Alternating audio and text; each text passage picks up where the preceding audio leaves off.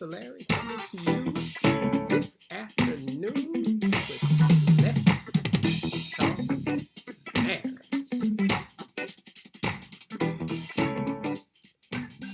Hey, we're going to get right on into our subject. I hope everyone is doing well. If you woke up this morning, you are doing great and well. All right, our subject on today is plan for a successful marriage. This is with things going on right now. There's so many marriages that are failing. There's so many homes that are being broken up, and there's so many broken homes. So we want to make sure, as Christians or anyone that's married, we want to plan for a successful marriage. One of the things that you want to do to plan for a successful marriage is you have to learn how to work together. And sometimes you have to agree to disagree. You can't always be right. I'm right, yeah, I know it. And you know, when you're right about something, please don't rub it in. I know that I know that I know that I was right. And that just leads to a whole nother argument. So what we have to do, people, is make sure that sometimes you have to agree to disagree. And just because you're right don't mean you got to just wear it out. And stop bringing back old stuff. Some of us just bring up old stuff all the time. And you can't have a successful marriage if you keep looking back. If you're going to bring up something that happened good, you know. It's easy to forget good stuff. It's just like when you go to the store and you have a good experience. You don't tell anybody about that.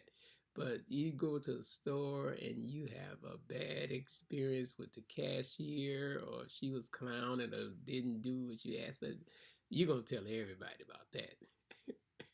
And you're going to never forget it. Yeah, I ain't never going back to that store no more. And that's the same thing with a marriage. We tend to forget about all the good stuff, and we remember the bad stuff. The moment, the hour, the minute, and the second, we remember all that. But the good things, we don't ever remember that. So let us try to have a successful marriage. Let us try to remember, even when we're having a disagreement, remember the positive things that happen in a marriage. Don't remember all those negative things. You know, we tend to feed off negativity. We want to get that out of our marriage.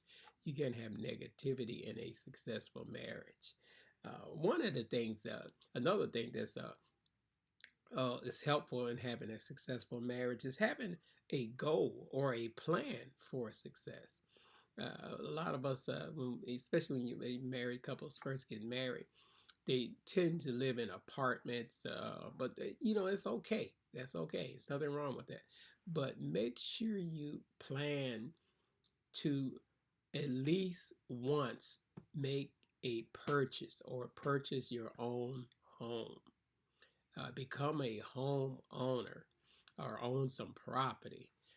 Because, first of all, if you live in an apartment, let's say 3, 4 years, you've paid a mortgage, you've paid for a house or a mortgage or more within the 4 years, especially as high as rent and mortgage is nowadays. You can have a mortgage that's cheaper than rent right now. So plan to own a property. If you want to get a car, a fancy car, or whatever kind of car you want to get, actually after you close on a house, once you purchase a house, it is so easy to buy a car. Matter of fact, you sometimes have people sending you texts and emails and talking about, come on, get you a car, because they know that you've gotten over that credit hurdle to get that have that purchase for the house. And that's another thing to have a successful marriage. Make sure that your credit is intact. Years ago, people, because I know my dad, when he used to buy a car, he never bought a new car, but he would always save up money to buy a car. and he would save up money and buy a car. And when he bought it, he just paid cash for it. He didn't use credit that much. But nowadays, our society is based on credit. And to have a successful marriage, you have to make sure your credit is intact. If you want to get good rates on things, especially when you making a purchase, you can get the lower interest rates when you have good credit. If one of you have credit is better than the other, use their credit, and you co-sign on it, and that way you'll get a better interest rate. All right. Let's talk about the other thing here. To have a successful marriage, uh, don't avoid the conversations about finance, but do avoid the financial arguments. That's different. The financial arguments. Do avoid the financial arguments because those lead to uh, bigger confrontations. It just gets escalated, and a lot of times those come about. Like for instance, one of the parties lose their job because when one of the parties lose their job, the whole lifestyle can change. And if you're used to a certain lifestyle, nowadays you can't seem to survive without without those luxuries that you once had. But we have to learn to we mentioned grow together. You have to mention or working together. You have to make sure that you're supporting each other. And a lot of times we don't support each other in those crises when one party loses a job because uh, they might be the ones that have the health insurance on their job, and it's a big change. So we have to make sure that we're supporting each other. Have the money discussions. There's nothing wrong with that, but don't have financial arguments. That's when you start blaming each other and you spend more money than I did, and all this is all your fault. Stop. With the blame. To have a successful marriage, you don't blame each other for something. It's all your fault. You. Every time you turn around, you got something new on. How many pair of shoes you gonna buy? You know, and stuff like that. And it just escalates to a whole different argument and just take it to a whole another level. So we want to make sure that we are uh, supporting each other in those events. That one of the income situation in the household changes, and make sure you encourage whoever's out looking for a job, whether it's your wife or you.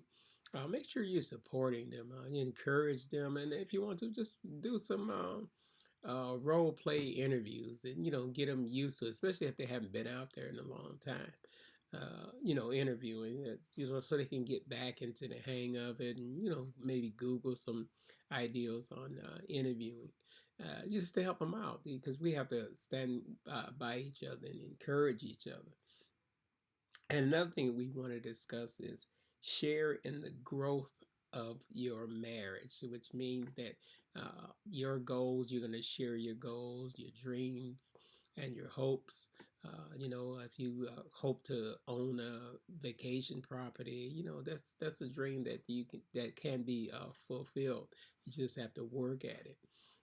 When my wife and I first got married over 30 years ago, the first few years it was challenging. The first few years because especially as when you're married as a younger couple, you have to get used to financing, and you have to get used to budget, especially if you were living at home, all your life. You have to, and even if you weren't, sometimes it takes doing a routine, and now it's easier to get your bills paid. You can have them paid automatically. I remember when we first got married, we had to drive around to different places to pay the bills. That was very tiring. That's what our Saturdays consisted of, driving around making payments on the bills. See, now you can just pay everything online, and which makes it a lot easier. So it's easier to sit down, and whoever's good with the finances, let them handle that. Don't be going back and forth arguing with them. I know my wife is an accountant, Naturally, I'm going to let her handle the finance, and she, goes over everything with me. Let me know what's going on, what's needed here, what do we have to pay, and what are we paying, and all that, and arrangements. She does all that, and she does a beautiful job. I applaud you. Yeah. So make sure that your money issues don't turn into money arguments. That's what you want to avoid, and that's another way to have a successful marriage, because that has broken up so many marriages. When the finances get low, people can't, they're not used to struggling, and it's not really the struggling like people used to do years ago, but they can't handle any kind of struggling. So what you want to do is you want to make sure you avoid those financial arguments, but do have financial discussions. And that's the difference. With financial discussions, just means that you're going over everything, seeing where you are, where you need to go, what needs to happen to get you where you need to be. You do have those discussions, and if your spouse is right about something, don't say no, I'm gonna do it this way, and then turn around later and say, yeah, that was a good. I'm glad I thought of that. No, don't do that. She has a good idea. Listen to her.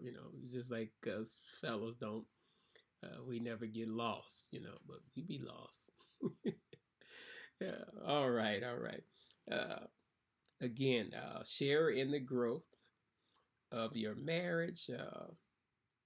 Money issues. We're talking about money issues. Again, make sure you don't have the financial arguments, but have the money discussions. Share the growth of your marriage. We covered that about your dreams and your hopes and things. Your plans. People years ago, they used to have a college fund for their kids. I don't know if, because I don't have any little kids anymore. I don't know if people are still doing that. What the college being escalated as much the college costs being so escalated. And make sure you listen. That's another thing we discussing. Listen to each other in your conversations. Make sure, because when you listen, it is more or less likely to have an argument. If you listen and have discussions, when you listen, you have discussions, and when you don't listen, you have arguments. So make sure we are listening to each other and having those discussions. And when you're having those discussions, make sure you have them with your children, because a lot of children they don't. You ask them what they. Make sure you ask them. Ask your kids, what do you plan on doing, or what do you want to be when you grow up, especially if they're smaller kids. Sometimes they'll tell you right away, and sometimes they'll say, well, I don't know, which is normal. It's when you're at a certain age, sometimes you don't know whether you should you don't know what you want to do right away. So we want to make sure that we know. Listen to our children, and then after they tell you, especially when they say they don't know what they want to do, make sure you keep an eye on them, because sometimes what they do or what they're good at will be their career, because a lot of times if you're good at something, that is more likely be your career. You might have some kids that like to talk a lot. You have some kids that like to act a lot, real dramatic. Oh, you know, and make sure you watch them, and then you can make some suggestions, but don't put your dreams on them. Let them have their own dreams. Encourage them to have their own dreams, and that's part of having a successful marriage. You listen to your kids, listen to your spouse, and we also working together, as we want to cover also, as make sure that we are working together and being there for each other, because a lot of times when you have things that come about, one want to blame the other one, but make sure that we are working together. And when you work together in a marriage, it'll generally be a successful marriage. And also make sure this is one another major part of having a successful marriage is make sure that you are in some church as a family. Make sure you are attending some church as a family. See, now we've gotten away from going to a physical building, with all the streaming services that's going around. Some people would prefer just to stay at home and watch the the church on the streaming services. But make sure you go to an actual physical building. That way you'll get a chance to have a routine where you leaving the house all together and enjoying your day or your Sundays. If you just go to church on Sunday, just enjoying your Sundays. Then you have the whole afternoon after that. So when you get out, that'll give you an opportunity to go out to dinner, go visit relatives, and to have a successful. This is another important thing for a successful marriage. Make sure you are visiting your in-laws on both sides. Make sure you're visiting on both sides. If you spend one holiday with one, spend a holiday with the other. See, both of my parents are deceased, so I spend most of the holidays, with my in-laws. They usually come over, or we go over. So it's very enjoyable. That's part of a successful marriage. And having a successful marriage doesn't by all means mean that it's going to be perfect.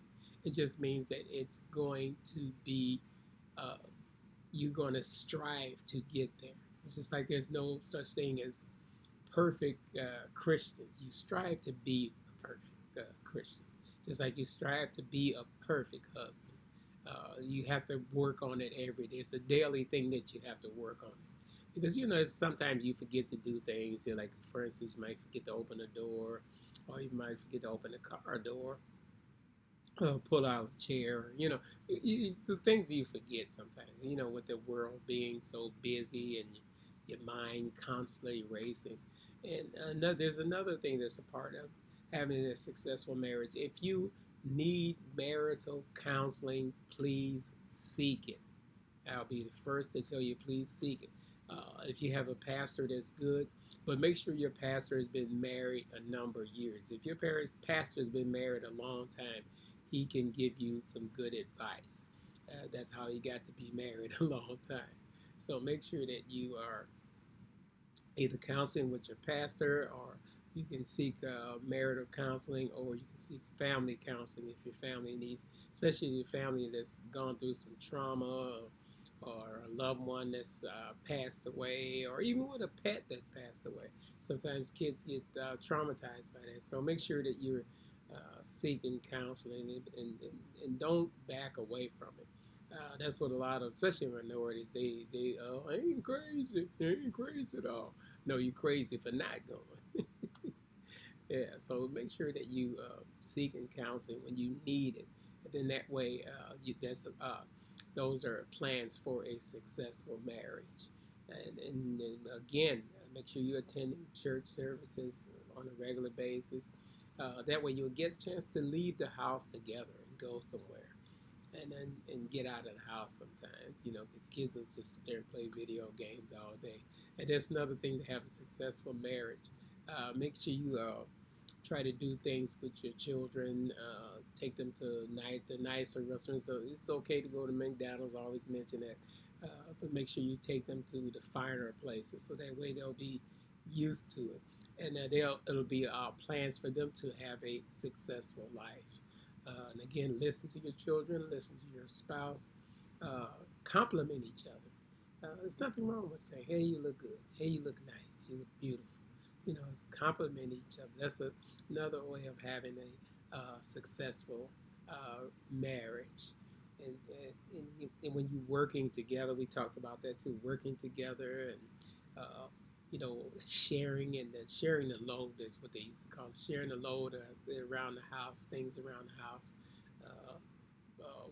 washing dishes, and laundry, the lawn, get your kids involved with it, so that way that they'll get good work ethics. Uh, so this is Pastor Larry. We're going to be signing off, and make sure you have your plans for a successful marriage. Until we meet again, we're going to be signing off. Until we meet again, this is Pastor Larry saying, make sure you tune in. We'll be here Wednesdays at noon. So make sure you tune in to Let's Talk Marriage.